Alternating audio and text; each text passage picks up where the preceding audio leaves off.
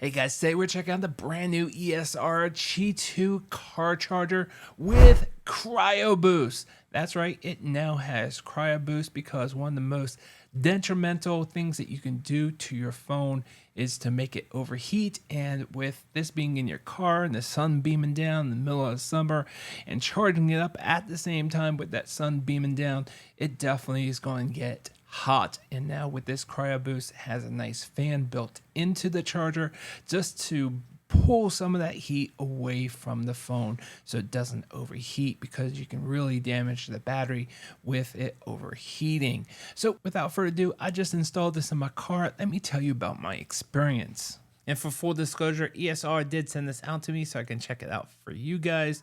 And I've also checked out ESR's previous Qi2 car charger, and that is also 15 watts. But the main difference is that this one now has CryoBoost. So if you live in an area that's mostly cold all year round, or fairly cold, then you'll be fine with that older model. But if you live in an area that tends to be a little bit warmer, especially during the spring and summer months, and you care about your phone, you want the best performance out of your phone and longevity out of your phone, you want to make sure you get this CryoBoost version. Now, I am primarily an iPhone user. I'm going to be talking about that mostly in this video, but I do have a Samsung S23. For testing purposes, you can see here on my S23, I have a MagSafe case on here, and it's great to have this Qi2 charger, and this thing looks amazing.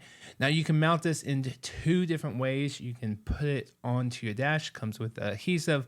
I wouldn't recommend this. I'm not a big fan of gluing on stuff to your dash. It could damage it. There's definitely going to be some color differences of the sun hitting it, depending on how long you use it. But the option is there if you want it. This also comes with the vent mount, and that's how I'm going to be mounting mine.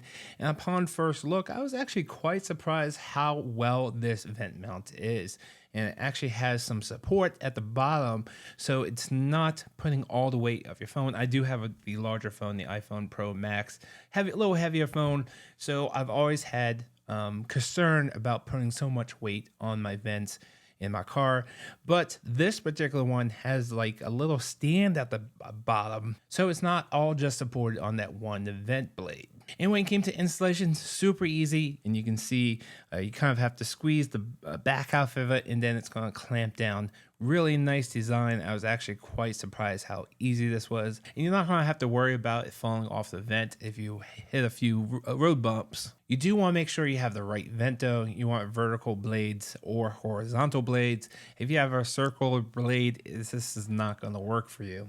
And then the actual base where you're going to put your phone, you can actually tilt. There's a little dial on the back. You can loosen it up for the little ball joint, and you can turn it into the direction that you want it. It really has a lot of angle here. You can go up, down, left, right, and get that perfect viewing angle, and then tighten it back down so it doesn't move on you. The USB-C wire that is supplied gets plugged in at the very bottom, but it does not include a power adapter. So one thing to keep in mind is that you want to make sure your power adapter can go at least, I think you actually need more than 15 watts to get 15 watts. I think it has to go up to 20 watts. I'm not quite positive on that, but you do want a car adapter that has the most wattage, and there's a lot of great ones on the market. I'll leave a link down below in the comments where I'll show you the one that I'm using that has more than enough power. And then you can see it's really simple to put on your iPhone. As long as you have an iPhone 12 or newer with MagSafe, it just kind of just goes right on. You just place it up there. The magnet's going to place it perfectly. And as long as, I think you need a iPhone, is it 13, 14, or 15 that has the Qi2 capabilities. If you have an iPhone 12, it's only going to be 7.5 watts because it doesn't have Qi2 capabilities, but it still has MagSafe.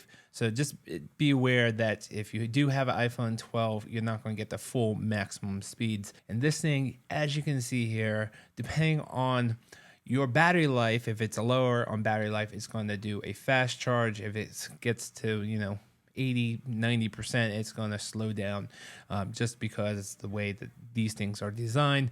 But if your battery is low, it's definitely going to do a fast charge. And as you can see here, I'm definitely getting that fast charging wattage. And just like I said earlier, you can use this with your Samsung phone or Android phone. You just have to make sure that either you place on a MagSafe magnet, one of those little circle things that you glue on, or have a case that has MagSafe magnets in there, and make sure you line it up perfectly when you install it. And once you do, just put it right onto the Qi charger, just like any other iPhone. Unfortunately, the only Android I had was only getting about 11 watts max, where all the iPhones I tested were getting 15 to 16 watts plus with that fast charging.